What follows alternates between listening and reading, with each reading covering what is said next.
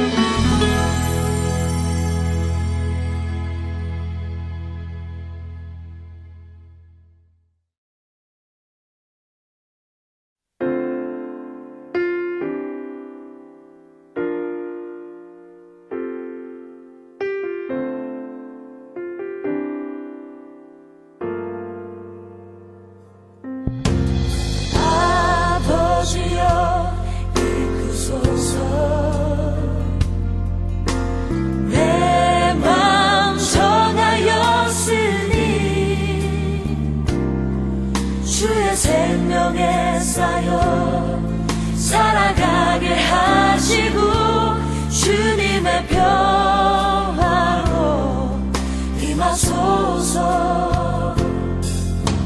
성령이여 내 위로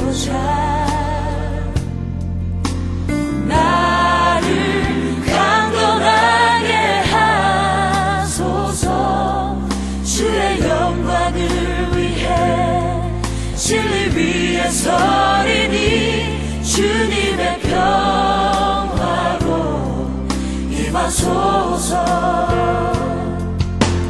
오 나의 영혼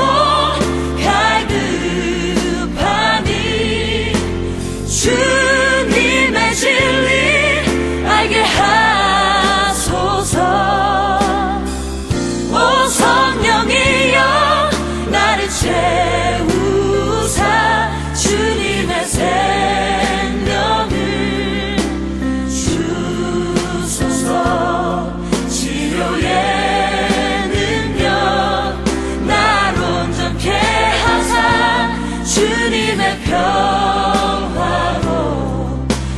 임하소서. 오 나의 영혼 갈급하니 주님의 진리 알게 하소서. 오 성령이여 나를 채우사 주님의 생명을 주소서. 치료의 능력 날 온전케 하사 주님의 평화로 임하소서.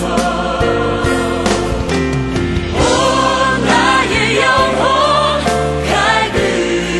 갈급하니 주님의 진리 알게 하소서. 오 성령이여 나를 채우사 주님의 생명을 주소서. 치료의 능력 날 온전케 하사 주님의 평화로 임하소서. 치료의 능력 날 온전케 하사 주님의 평화로 임하소서.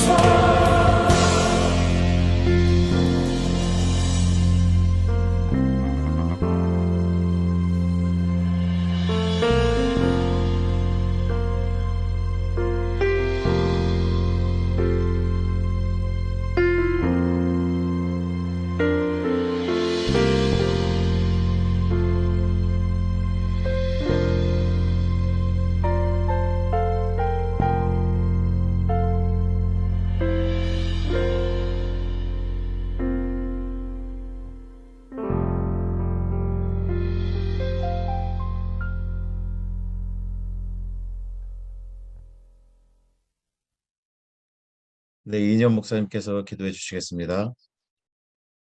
사랑이 많으신 하나님 아버지 감사합니다. 오늘 우리가 건강한 모습으로 좋은 친구 교회를 이루고 선 것은 모두 주님이 주신 은혜임을 고백합니다. 그저 죄 가운데 죽고 말 우리를 선택하셔 부르시고 믿음을 심어주시고 예수의 몸된 교회를 세우게 하시니 주께서 허락하신 은혜에 감사와 기쁨의 기도와 예배를 드립니다.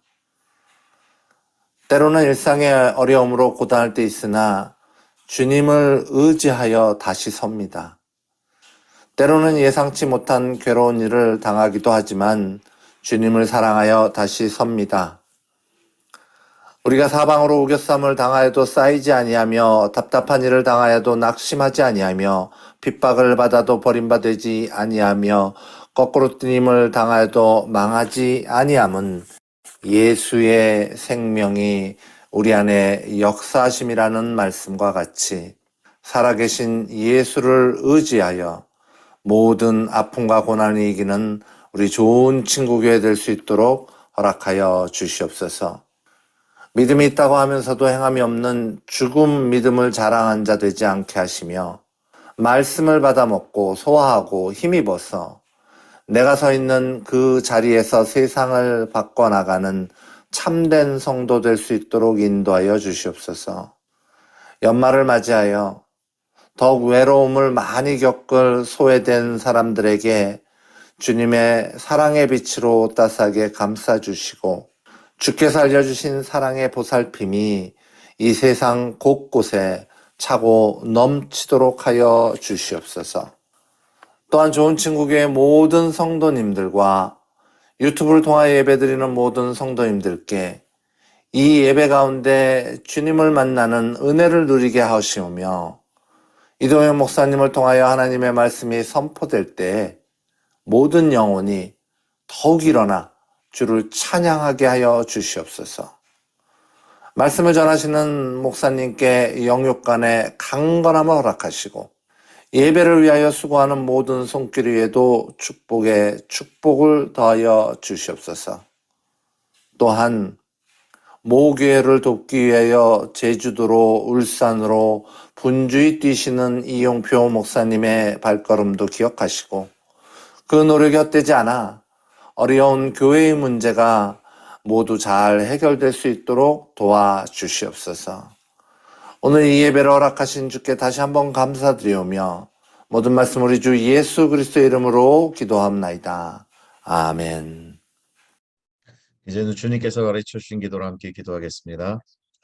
하늘에 계신 우리 아버지여, 이름이 거룩히 여김을 받으시오며 나라가 임하시오며 뜻이 하늘에서 이루어진 것 같이 땅에서 이루어지이다. 오늘 우리에게 일용할 양식을 주시옵고 우리가 우리에게 죄 지은 자를 사하여 준 것 같이 우리 죄를 사하여 주시옵고 우리를 시험에 들게 하지 마시옵고 다만 악에서 구하시옵소서. 나라와 권세와 영광이 아버지께 영원히 쌓옵나이다. 아멘. 오늘 나눌 말씀은 요한복음 1장 1절 말씀입니다. 제가 봉독해 드리겠습니다. 태초에 말씀이 계시니라. 이 말씀이 하나님과 함께 계셨으니 이 말씀은 곧 하나님이시니라. 아멘. 오늘은 이동현 목사님께서 태초에 말씀이 계시니라라는 제목으로 말씀 전해 주시겠습니다. 안녕하세요. 예. 아, 일주일 만에 뵈서 다들 반가운데, 특히나 우리, 내년 얼굴 보니까 너무 반갑네요. 지금 어머님 때문에, 다른 교회에 출석을 하게 되었는데, 이렇게 시간을 내서 또, 예배를 같이 함께 하게 돼서, 반갑고, 기쁘고 그러네요. 너무 반갑습니다. 어, 데니얼 성도를 보니까 갑자기 생각이 나는 게, 저희 좋은 친구 교회 목사님이 4분 계시잖아요. 뭐, 자주는 아니지만, 그래도 한 달에 한 번 정도는 비록 오프라인 줌이지만 모여서 이 목사님들끼리, 가끔 이렇게 화상 회의를 합니다. 일종의 교회를 치면 스텝 모임 비슷한 거겠죠. 그래서, 대단한 얘기 나누는 것은 아니고, 이렇게 우리 예배 시간에 나누지 못했던 근황이라든지 어떤 목표적인 단상 이런 것들을 나누곤 하는데, 지지난주였었죠, 목사님. 또 저희가 그런 스텝 모임, 목사님들 모임을 가진 적이 있어요. 근데, 그 스텝 모임을 가지게 되면은 그 내용을 좀 정리를 해서 같이 좀 공유 좀 했으면 좋겠다라는 생각을 하지만 늘 그게 까먹네요. 잘 안 되네요. 근데 우리 데니얼 보니까 생각이 나는데, 그 중에서 제가 그러니까 기억에 남는 것 중에 하나가 그 스텝 미팅을 마치고 나서 제가 느꼈던 느낌 중에 하나가 우리 목사님들의 그 마음이에요. 마음이 참 그 성도들을 향한 마음이 참 애틋하다라는 것을 제가 참 많이 느꼈어요. 우리 여기 계신 목사님들, 그러니까 그런 거죠. 이렇게 보통 교회처럼 이렇게 만나 뵙고 서로 이렇게 말씀 나누고 목회할 수 없는 처리잖아요. 저희 교회가 구조적으로. 그래서 참 그런 마음에 안타까워하고, 그래서 어떻게 하면 좀 더 이 목회적으로 더 다가서고 말씀으로 더 섬길 수 있을까, 그런 걱정을 하시는 한 분 한 분의 그런 말씀을 드리면서 참 느끼는 바가 있었습니다. 어쨌든 갑자기 제가 생각이 나서 한번 나눠봤고요. 오늘 제가 함께 은혜 나눌 말씀은 요한복음 1장 1절의 말씀입니다. 너무나 잘 아시는 말씀이고 유명한 말씀이시죠. 제가 이 요한복음 말씀을 오늘 선택한 것은 이 요한복음 말씀이 다른 복음서와는 너무나도 다르기 때문입니다. 달라도 너무나 달라서 과연 이것이 예수님이라는 동일한 인물, 이 같은 인물에 관한 책임가 하는 그런 의심이 들 정도로 이 다른 복음서와 확연하게 다릅니다. 우선은 예수님의 사역의 기본적인 배경부터가 다릅니다. 다른 공관 복음서와는 달리 요한복음에서는 갈릴리 대신에 예루살렘이 예수님의 기본적인 사역의 배경으로 등장을 합니다.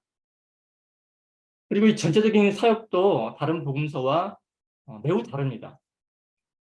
예를 들자면은 요한복음에서는 소위 말하는 그 메시아적 비밀을 발견할 수 없습니다. 다른 복음서에서는 예수님께서 초창기에 자신이 메시아임을 밝히지 말라라는 말씀을 이렇게 강조해서 말씀하시잖아요. 그러나 요한복음에서는 예수님께서 처음부터 메시아로서 선포되시면서 바로 등장을 하시죠. 또한 요한복음에는 이 비유도 등장하지 않습니다.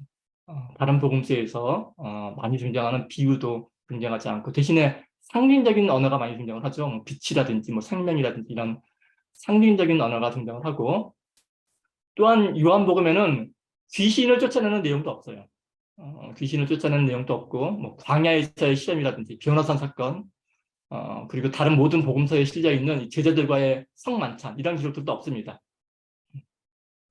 이렇게 요한복음이 다른 공간 복음서와 다른 이유는 아마도 제 생각에는 이 요한복음이 쓰여진 이 시기와도 관련이 있을 것 같습니다. 왜냐하면 이 요한복음은 가장 늦게 그 요한의 이 말년에 쓰여진 복음서이기 때문에 그렇습니다. 그러니까 요한복음이 쓰여질 당시에 마태라든지 마가, 누가복음 이런 다른 복음서들은 이미 완성이 되어서 이 각지의 교회들마다 이 회람이 되고 있었습니다. 돌려가면서 읽고 있었단 말씀이죠. 아마도 요한도 이렇게 회람되고 있던 공간 복음서를 여러 번 읽어보았을 것입니다. 그래서 요한은 아마도 이미 존재하고 있는 이런 기존 복음서와는 조금 다르게 보다 깊이 있게 예수님의 복음을 정리하고 기록하고 싶다라는 그런 어떤 소망이 있었을 것이고 그런 소망으로 아마 요한복음을 기록하지 않았나 그렇게 생각해 보곤 합니다. 요한복음 1장 1절의 말씀은 우리가 읽었다시피 태초에 말씀이 계시니라. 이 말씀이 하나님과 함께 계셨으니 이 말씀은 곧 하나님이시니라 라고 쓰여져 있습니다. 잘 아시다시피 신약 성경은 히라버로 쓰여져 있습니다. 히라버. 보통 히라버를 그리스어라고 알고 있는데 성경에 쓰여져 있는 히라버는 지금 현재 이 그리스라는 나라에서 쓰이고 있는 그리스어하고는 좀 다릅니다. 그래서 이 태초에 말씀이 계시니라라는 이 말은 그 히라버로 엔 아르케 엔호 로고스 엔 아르케 엔호 로고스라는 히라버 원문을 번역한 말씀입니다. 미국에 와서 이 영어를 배우기도 힘든 마당에 지금은 쓰이지도 않는 성경 속에 히라버까지 굳이 알 필요는 없지만 그러나 저처럼 이 성경을 전문적으로 연구하는 사람들에게는 이 히라버 공부가 필수적입니다. 이 엔 아르케 엔호 로고스라는 말은 우리의 귀에 생소하게 들릴지는 모르지만 이 문장 안에는 우리가 이미 알고 있는 우리 귀에도 익숙한 그러한 단어가 몇 개 들어있습니다. 2개 들어있죠. 바로 이 로고스라는 말과 이 아르케라는 말입니다. 이 구글이나 네이버 이 검색창에 로고스라고 이 한글로 치면은 굉장히 많은 검색 결과가 나옵니다. 뭐 로고스 교회 뿐만이 아니라 로고스 학원, 로고스 논술, 로고스 치과, 로고스 대치동 이런 게 끝도 없이 나옵니다. 아르케 또한 로고스만큼은 아니지만 검색해 보면은 무슨 학원 이름이나 아니면 무슨 IT 회사 이름으로 많이 쓰이고 있는 것을 좀 발견할 수 있습니다. 그러니까 이 헬라어는 몰라도 교회를 다니는 사람, 교회를 다니지 않더라도 보통 이 로고스나 아르케 정도는 이미 어느 정도 이렇게 알고 있는 것입니다. 이 아르케라는 말은요, 주로 이 철학 교과서에 나오는 말입니다. 이 철학 교과서에 근본이라든지 이 온 우주를 이루고 있는 이 근본 물질 이런 뜻으로 주로 쓰이고 있는 말입니다. 그러나 그 당시 그 히랍 당시 시대에는 이 말은 이 아르케라는 말은 그냥 시작, 시작 그 무엇이 시작되는 최초의 어떤 단초 그런 의미로 그냥 일상생활에서 평범하게 쓰였던 말이라고 합니다. 이 사람들이 이 성경을 보다 쉽게 이해할 수 있도록 편하게 번역을 한 현대어 성경이라는 게 있죠. 그리고 현대어 성경이나 그리고 이 개톨릭과 개신교가 함께 번역을 한 이 공동 번역 이런 성경이 있습니다. 이런 번역본을 보면은 우리가 읽은 이 요한복음 1장 1절의 말씀과는 조금 다르게 이 아르케라는 말을 번역하고 있는 것을 볼 수 있습니다. 이 현대어 성경이나 이 공동 번역판은 요한복음 1장 1절 말씀을 태초에 말씀이 계셨다 이렇게 번역하지 않고 이렇게 번역합니다. 한처음 천지가 창조되기 전부터 말씀이 계셨다. 이렇게 번역하고 있는 것을 볼 수 있습니다. 그러니까 이 말씀과 천지가 동시에 있지 않고 천지 창조 이전에 말씀이 먼저 있었다라는 것을 강조하기 위한 그러한 번역일 것입니다. 불투만이나 이런 어떤 그 현대 신학자들의 그런 견해가 반영된 그런 해석일 것입니다. 저는 개인적으로 이러한 해석이 그렇게 좋은 해석이라고 생각하지는 않습니다. 이러한 해석이 의미하는 바는 사실 명확합니다. 말씀이 세상을 초월해서 존재한다는 것입니다. 즉, 이 하나님의 초월적인 지위를 염두에 두고 한 해석일 것입니다. 그런데 이러한 해석은 하나님에게 초월적인 우리를 뛰어넘는 그런 지위를 부여하기도 하지만, 그러나 동시에 우리가 거하고 있는 이 세상을 이 하나님으로부터 완전히 단절시키는 그러한 역할을 하기도 합니다. 물론 우리가 믿는 이 기독교의 교리는 기본적으로 이 하나님의 초월성을 강조합니다.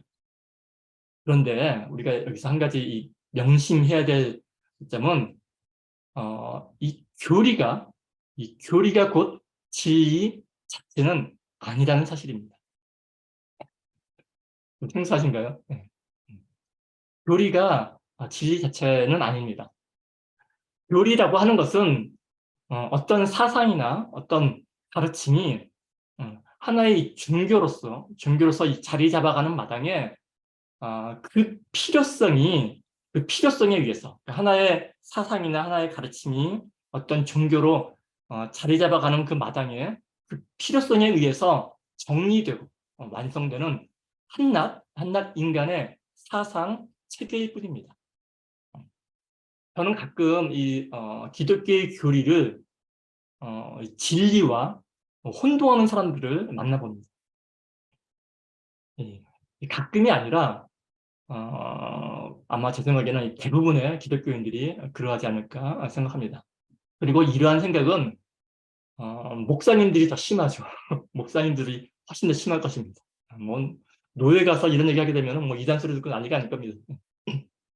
그런데 목사님들이야 이 특정 교단에 속해서 그 교단이 세운 그 신학교에서 교리를 배우고 그 교단이 주장하는 그 교리를 뼛속같이 동의를 해야지 목사 안수를 받기 때문에, 그러니까 그 교리를 아주 그냥 체질적으로 뼛속같이 동조하는 사람들이니까 뭐 당연히 그럴 수도 있습니다. 그럴 수도 있겠지만, 그러나 제 생각에 일반 성도들은 그러면 안 됩니다. 진리를 추구하고자 하는 사람들은 저는 그래서는 안 된다고 생각을 합니다. 제 말씀은 오해 없이 들으셨으면 좋겠습니다. 저는 지금 뭐 교리가 뭐 틀렸다라든지 아니면은 교리가 뭐 중요하지 않다라든지 혹은 교리가 필요하지 않다 뭐 이런 말을 하고 있는 것이 아닙니다. 단지 교리는 진리 자체가 아니다 뭐 이런 말씀을 드리고 있을 뿐입니다. 사실 이 종교에 있어서 교리는 매우 중요합니다. 교리는 이 신앙의 뼈대, 이 체계를 세우는 데 있어서 필수적이고, 마치 한 나라의 헌법이 있다면은 한 종교에 있어서 이 헌법과도 같은 역할을 하는 것이 바로 교리이기 때문에 그렇습니다. 충분히 저는 동의를 하면서도, 그러나 다만 저는 이 교리와 진리 자체를 동일시하거나 그 둘을 혼동하지 말라는 말씀을 드리고 있는 것 뿐입니다. 물론 교리도 이 진리에 바탕을 둡니다.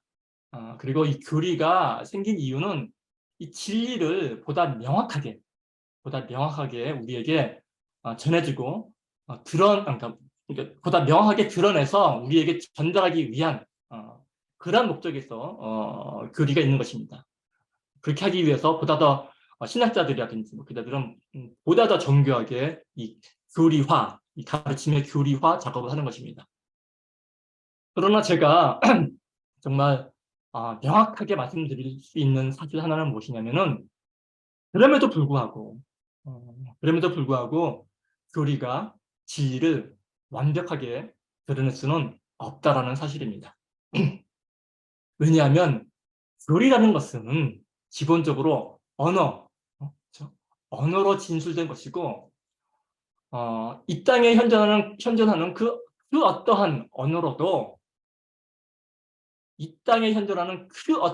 언어로도 진리를 올바로 정확하게 담아낼 수 없기 때문입니다. 그리고 이 문제는 비단 기독교만의 문제가 아닙니다. 다른 모든 종교가 다 마찬가지입니다. 오늘날 모든 종교에서 이 분쟁이 끊이지 않는 이유는 이 각 종교마다 그 기술하고 있는 그 교리의 내용이 조금씩 다 다르기 때문입니다. 이슬람교는 수니파와 시아파가 끊임없이 전쟁을 벌이죠. 지금까지도 전쟁을 하고 있죠. 또 불교는 소승불교와 대승불교가 서로가 옳다고 또 논쟁을 벌입니다. 기독교 또한 또 천주교와 개신교가 서로의 교리가 옳다고 주장을 하죠. 서로를 무시하죠. 동일한 하나님, 동일한 부처님, 동일한 예수님을 따르고, 그죠? 이 동일한 예수님의 가르침을 믿고 따르는데 그 종교마다 그 가르침을 정리한 교리는 하나도 같지가 않습니다. 동일하지가 않습니다. 언어로는 도저히 정리할 수 없는 그 진리를 언어로 정리를 하고 또한 그것을 진리라고 여기기 때문일 것입니다. 뭐 지금이야 서로를 무시하는 정도로 그렇게 살고 있지만 바로 몇백 년 전만 하더라도 이 같은 신앙을 지닌 사람들끼리 이러한 교리 문제로, 사소한 교리 간의 이 차이점 문제로 서로를 정말 끔찍히도 많이 죽였던 것이 역사적인 사실이기도 합니다. 어떤 역사학자는 이런 말을 합니다. 인류 역사상 그 탐욕에 의한 정복 전쟁에서 사람이 죽은 것보다 이 교리 때문에 벌어진 이 종교 전쟁에서 죽은 사람이 훨씬 더 수십 배 더 많다고 말을 하기도 하는데 수긍이 가는 말이기도 합니다. 다시 요한복음 1장 1절로 돌아와서 그 현대 신학자들의 천지가 창조되기도 전에 말씀이 먼저 있었다라는 해석은 사실 창조주와 피조물 간의 이 불연속성을 강조하는 이원론적 사고에 입각한 해석입니다. 우리는 이 이원론적 사고에 너무나도 익숙합니다.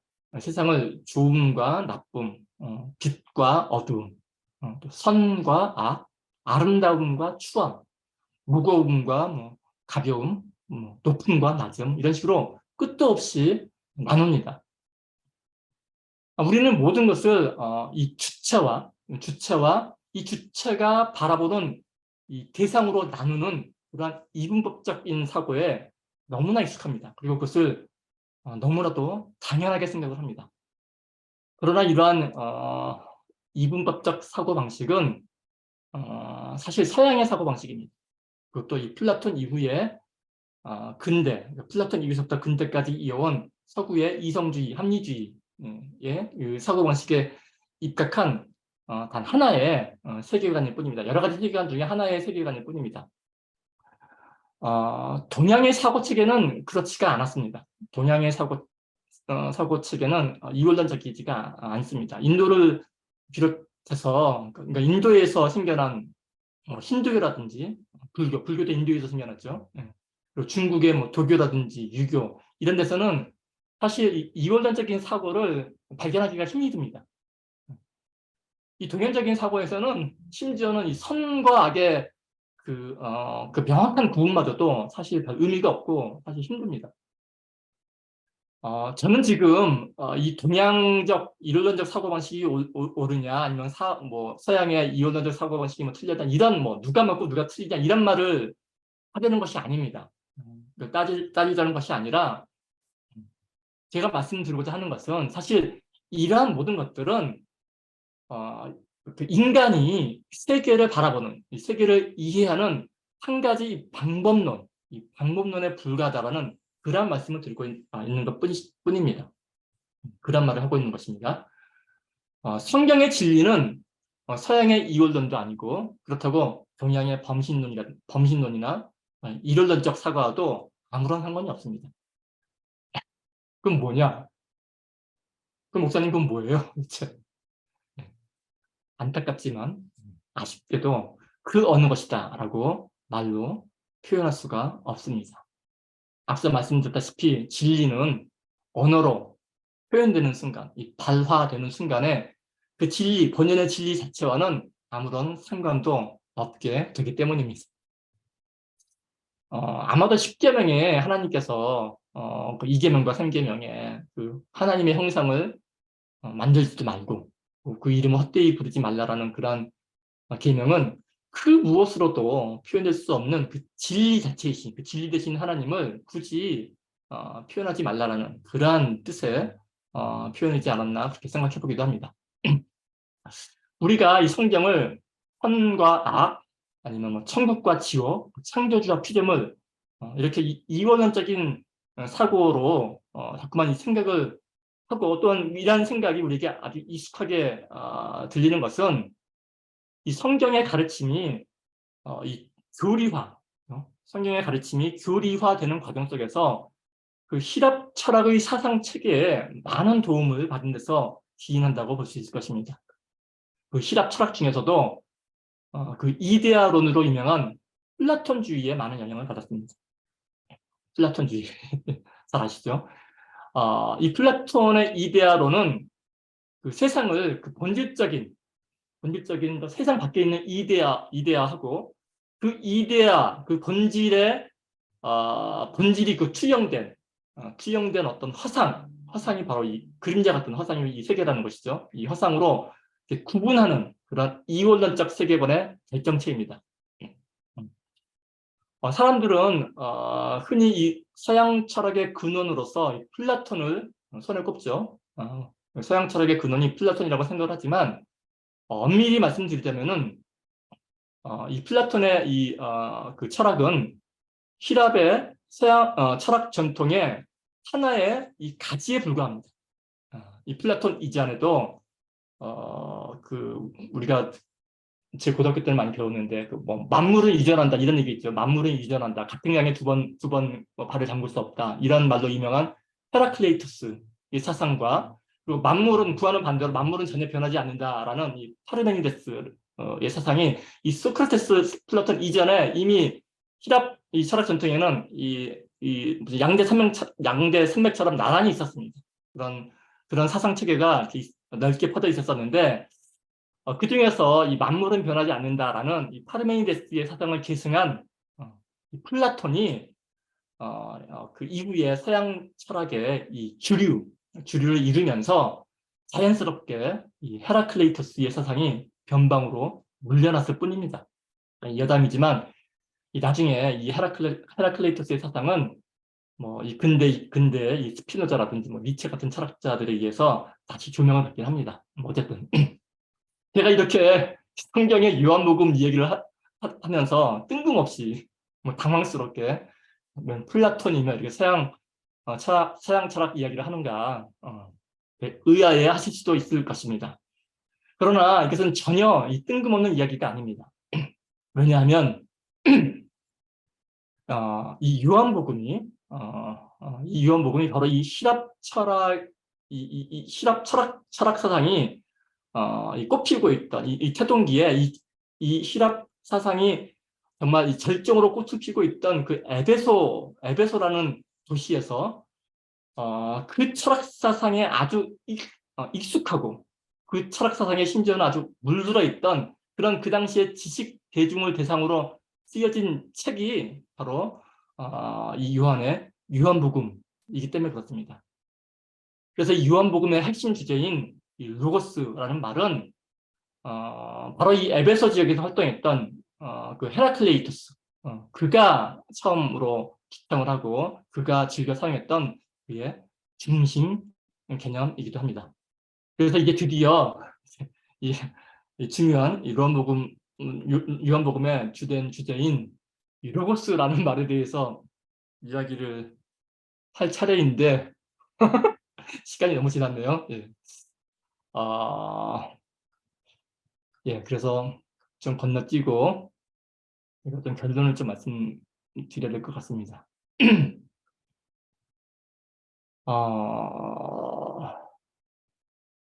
우리는 흔히 성경을 통해서 착한 일을 하면 천국에 가고 그리고 나쁜 일을 하면 지옥에 가고 그리고 교회에 나가면은 구원을 받고 교회에 안 나가면 벌을 받고 또 예배를 드리면 착한 사람이고 뭐 예배를 안 드리면 나쁜 사람이고 이런 사고에 너무나 익숙해져 있습니다. 그렇게 이분법적인 사고에 너무나 익숙해져 있는데 사실은 이것은 성경이 말하고자 하는 그러한 메시지가 아닙니다. 이러한 어떤 사고나 이러한 사고방식은 예수님의 본래 의도와는 전혀 상관이 없는 우리의 신앙을 정말 분별없고 맹목적으로 만드는 그러한 신앙생활을 하게 만드는 그러한 원인인 것입니다. 이러한 사고방식은 이 성경이 전혀 강조하지 않는 그런 이분법적인 사고방식을 마치 우리가 믿고 따라야 하는 그런 진리인 양 강조를 합니다. 그래서 정말 성스러운 것과 속된 것을 구분을 하죠. 교회와 교회 아닌 것을 구분을 하고 그래서 오늘날까지 이어져서 오늘날에는 정말 폭력적으로 예수천국, 불신지역 이라는 두 단어로 우리의 신앙을 압축해서 이렇게 정말 이분법적으로 이 압축된 그런 단순화된 그런 메시지로서 우리가 믿는 이 기독교를 사람들을 위협하는 그런 싸구려 종교로 만드는 그런 원인이 바로 이런 이분법적 사고에 있지 않나 그렇게 생각하는 것입니다. 그러나 예수님의 메시지는 결코 이 세상을 이분법적으로 나누지 않습니다. 예수님께서는 결코 세상을 이분법적으로 나누지 않으셨습니다. 예수님께서는 서로 사랑하라 말씀하셨고 서로 사랑하면 그 어디나 하늘이나 땅이나 상관없이 그 어디나 하늘나라라고 하셨지 성스러운 하늘나라가 따로 있고 또 불결한 땅이 여기 있으니까 얼른 이 땅을 탈출해서 하늘나라로 속히 오너라 하늘나라로 이주하라라고 가르치지 않으셨다라는 말씀입니다. 그래서 오늘날 교회를 다니고 또한 구원받기를 원하고 본질적으로는 이 진리를 깨우치기를 원하는 그러한 사람들은 아까 말씀드린 교회를 다니는 사람들은 성도들은 우리 좋은 친구교회 교인들은 성경을 이러한 단순한 교리적 해석의 틀에서만 바라보는 데서 벗어나서 성경 본연의 정말 성경이 말하고자 하는 그 메시지를 발견하는 데 보다 질 깊은 관심을 기울여야 할 것이라는 게 제가 오늘 드리고 싶은 말씀의 요점이었습니다. 그래서 오늘은 이 요한복음 요한복음 1장 2절의 말씀 함께 보면서 성경 해석에 관한 저희 생각을 나누어 보았습니다. 함께 기도하겠습니다. 사랑의 하나님 아버지, 판단하고 분별하고 구분하는 그런 저희의 인간적인 시각에서 벗어나서 우리가 하나 되기를 원하시는 진리 대신 그 하나님의 말씀을 그 진리 자체로 이해하고 받아들일 수 있도록 저희들을 깨우치고 또한 인도하여 주시옵소서. 그렇게 인도하여 주실 우리 주님을 믿고 바라오며 모든 말씀 귀하신 예수 이름으로 기도합니다. 아멘. 우리 주 성령 안에서 함께 찬양드리겠습니다.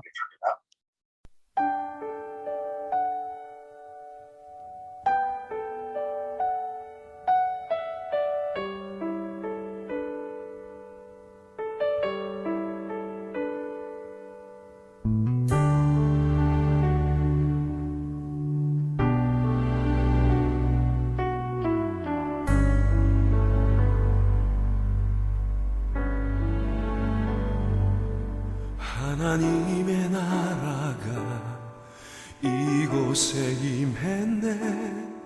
주 앞에 모두 나와 주님께 경배하네.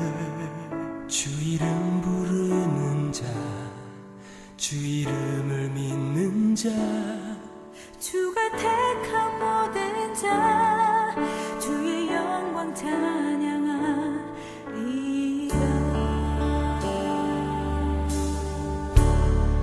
주 성령 안에서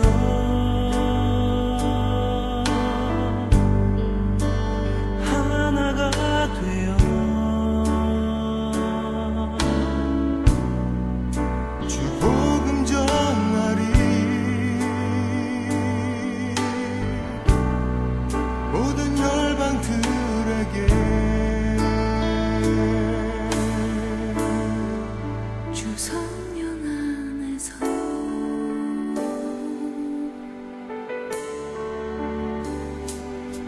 하나님의 나라가 이곳에 임했네.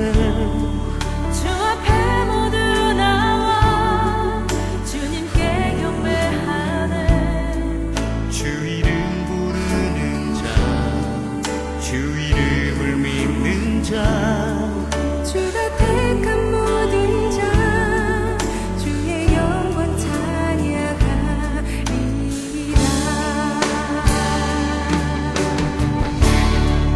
주 성령 안에서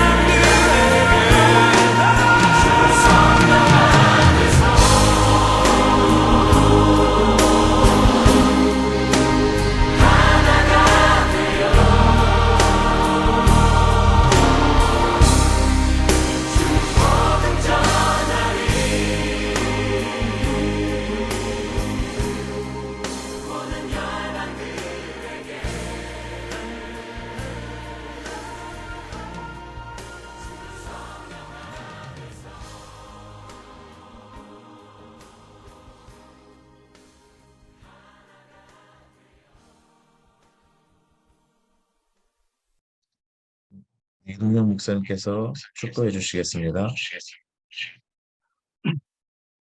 함께 축도하겠습니다.